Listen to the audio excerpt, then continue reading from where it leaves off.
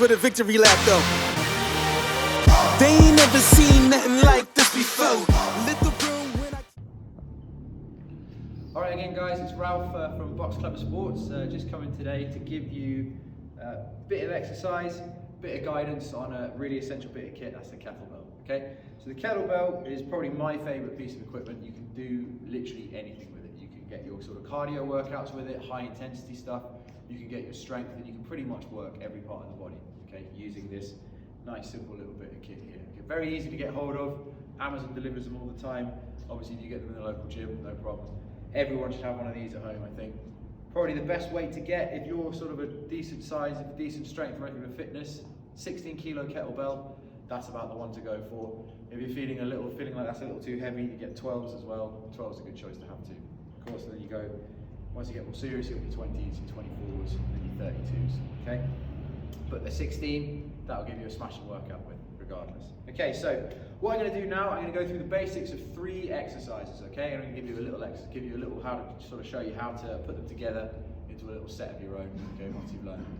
They're gonna be the 2-hand swing, the single hand swing, and the high pull, okay? So 2-hand swing, most people are familiar with. If you've done any of my classes, fucking hell, Charlie. If you've done any of my classes, you'd have seen it before, but I just want to go through the mechanics of it a little bit, okay? So I'm going to stay from the side. So just to show you a few swings, just to show what I'm doing, the exercise is all it's all about your core, using your glutes, and bringing in your hips, almost like that kind of motion as you throw a punch. That's what I'm looking for, that kind of explosivity at the end of a kettlebell swing, okay? So, I take my feet a little wider than shoulder width apart, and then grab my kettlebell. I'm not going to bend with my knees over my toes. My knees always stay nice and over my toes, and I do what's called hinging my hips. Reaching back, and just hinging my hips out to pick up the bell. And there we go. And I'm going to swing it back behind me into what's called the snap position, or I call it the snap position. Okay, and if you've ever seen like American football on TV, you see the kind of the quarterback in that hike position, that's what you're looking to do. Straight back, core engaged, you can already feel the glutes, the hamstrings, and the quads firing, and I'm just going to snap that kettlebell back, and I'm going to bring it up.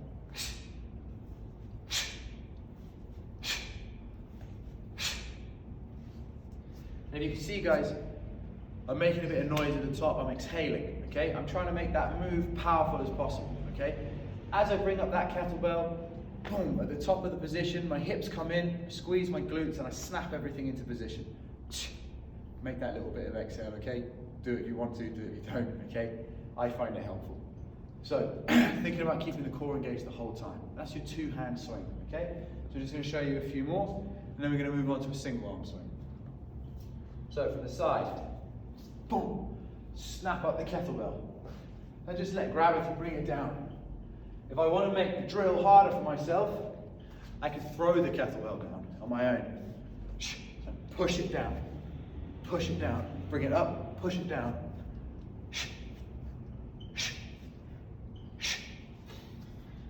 That makes the exercise twice as hard, because not only are you controlling the bell on the way up, you're pushing the kettlebell down on the way down, adding extra momentum, okay? So, that's your 2-hand swing. Moving on to a single hand swing now, same thing, just with 1 hand instead of 2, okay? So, what to do with the arm that isn't working? Very simple. If I'm holding onto that kettlebell with 1 hand, I'm going to use my other arm to guide me, okay? As I snap the kettlebell back, I use my left hand to keep up with the momentum. As the kettlebell goes down, I push it back. As it comes up, I bring it in. So from the side, I'm going to keep this shoulder locked in as well. I'm not going to let the kettlebell drag me around. I'm going to control it. Swing it in.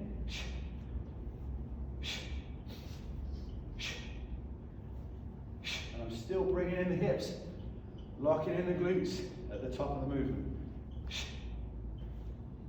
That's your single arm swing. Nice and bent, again, no rounding of the back, keeping the core nice and engaged, keeping the spine straight, looking in front of me, not looking at the floor, okay?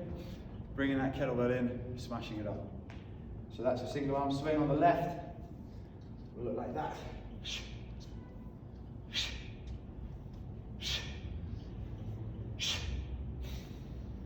There you go. Right, last exercise for this set. It's the high pull, okay? So it's slightly more complicated than all the other things I've shown you. Requires a little bit of control, a little bit of conditioning over the kettlebell, but really it's not that hard, okay? It's one of those things where once you get the momentum, once you get the movement, it's easy and you won't forget it, okay? So a high pull, essentially, is a single arm swing with a pull at the top, okay? So from the front, I'm going to swing the bell exactly like I was doing it earlier on single arm kettlebell swings.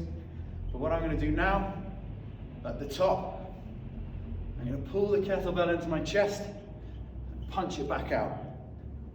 Get that bit of a pectoral workout in there. An extra dynamic movement. Another way to control. All I'm doing, guys, rowing the kettlebell in and pushing it out. But I'm doing it in a momentum. You have to have a good grip on the kettlebell and you have to make sure that you're keeping up momentum. What you don't want to do is get to the position and have the kettlebell fall like that underneath it. It becomes impossible to control. I can't even hold it up when I do it like that. But if I maintain my momentum and at the top of my swing, pull it in, punch it out. Pull it in, punch it out. Control the motion. Don't let the kettlebell drop. As soon as it drops, you're done, okay? On the left-hand side, same thing, exactly the same. Swing, high pulls, high pulls.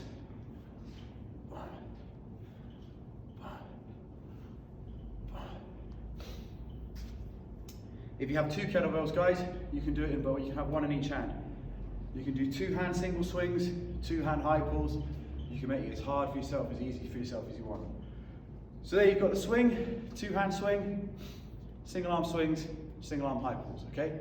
Good little workout you can do. Give yourself like you can give yourself like a little upper body pyramid. You can do 5 swings, 5 high pulls. So 5 swings, 5 single arm swings, 5 high pulls, and then 10 swings, 10 single arm swings, 10 high pulls, 15, 15, 15, 20, 20, 20, work your way back down, okay? Or you can give yourself like capacity tests. You can sort of give yourself a minute or 20-second capacity depending on how intense you want to work, and as many swings as you can in that minute. Give yourself a rest, capacity test again, as many single arm swings as you can, alternating. If you need to alternate, change at the top. Change your hands over at the top. As many as you can, alternating that way. Same thing, capacity with high pulls. As many as you can in 30 seconds on one arm, and as many as you can in 30 seconds on the other. But the key thing is, guys, once you get the technique of the exercises right, you can build your own workouts. You can figure out what you want to do. You can take the ideas from us and use it for yourself. Build your own training, okay? But anyway, guys, thanks very much. That's it for me. Best of luck with the training. See you later.